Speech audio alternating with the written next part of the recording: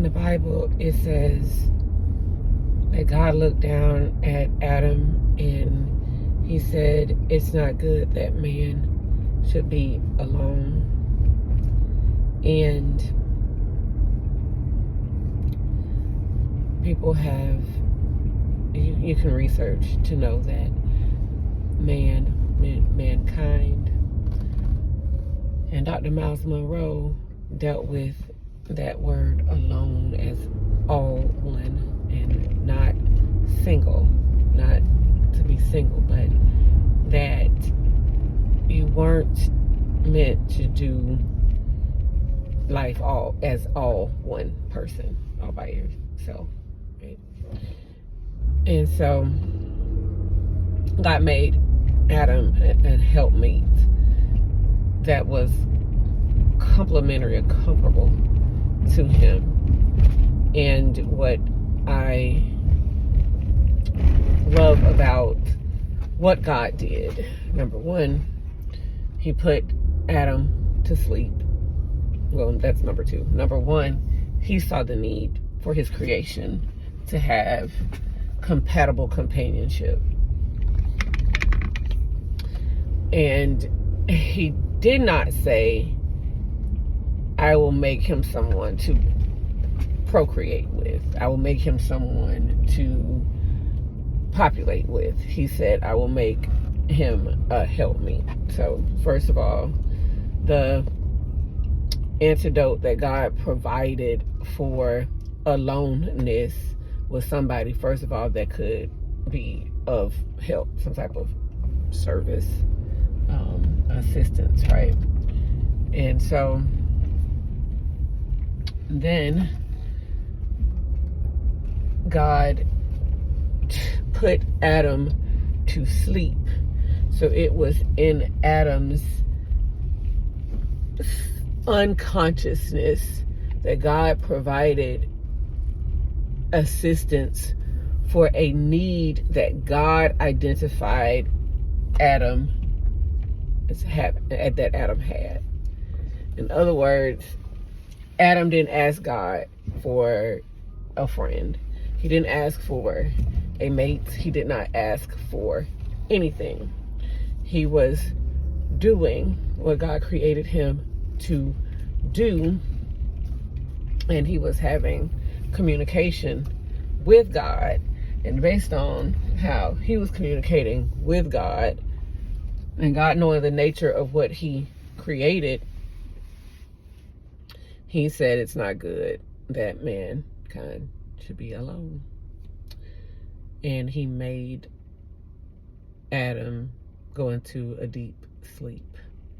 And when Adam was asleep, God took the rib from him and fashioned a mate for Adam.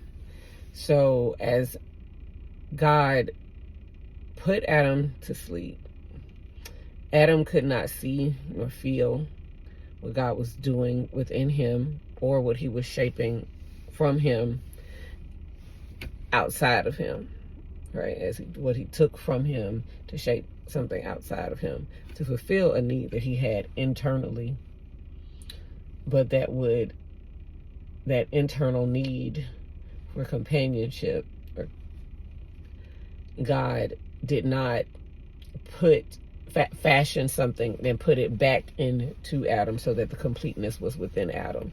He fashioned something external, a person externally, a body externally, outside of Adam, and said it was complementary.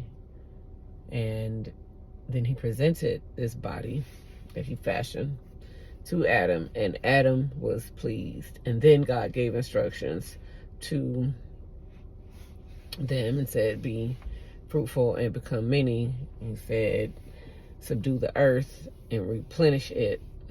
And then he gave them dominion and to have in subjection all these things. And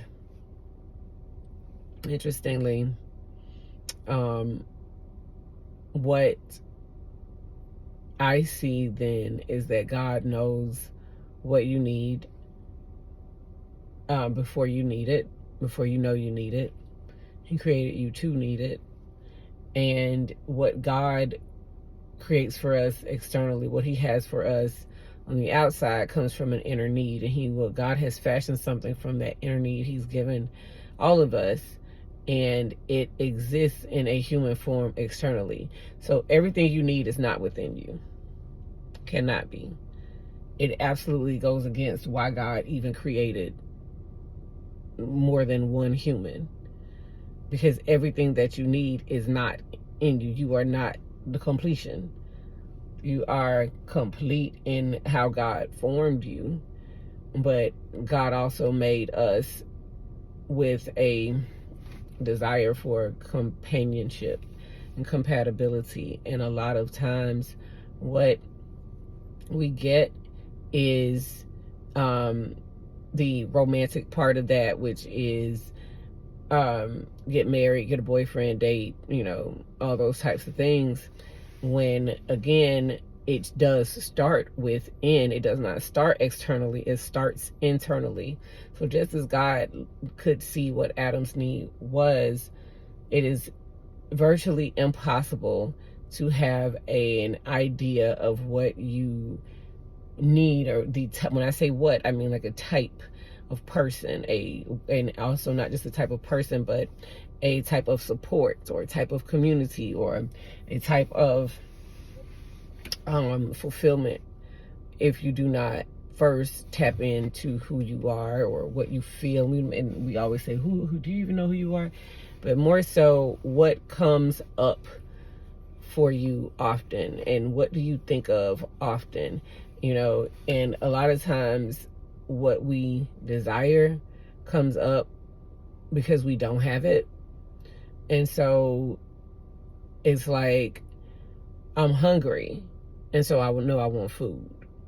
Now, the type of food, I have no idea. But if you put me in a restaurant and I have some smells and things like that, I can better tell you what I want to eat. But it's difficult abstractly just to kind of sit here and think in my hungry brain, what is it that I want to eat?